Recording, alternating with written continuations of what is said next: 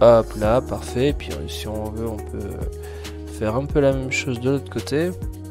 On pourrait aller beaucoup plus loin au niveau des particules, c'est-à-dire que par exemple, si l'envie vous prend, vous pouvez rajouter des particules carrément sur le mur, carrément sur le pilier ou à ce stade-là. C'est-à-dire que là, par exemple, ici, on se dit, eh bien, là, je vais le splitter.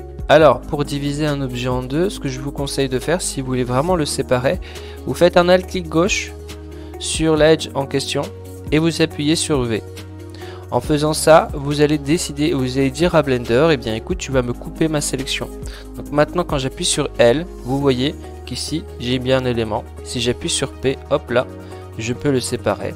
Et à partir de là, je peux travailler sur lui en lui disant, bah écoute, je vais te rajouter par exemple des particules. Donc si je fais plus R, etc., eh bien je vais au fur et à mesure arriver. Alors attention, ici on est en une espèce de, il y a un miroir, hein, d'accord.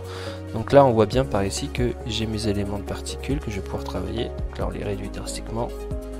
Et si on veut, on se dit, bah, objet, voilà. Je prends mon objet. Alors là, je vais prendre l'herbe pour l'exemple, hein, d'accord. Vous pourrez prendre autre chose si vous avez envie. Mais voilà, j'ai des brins d'herbe sur mon élément. Ici, on va augmenter un peu la taille, voilà. Ok, bon, après, vous avez compris.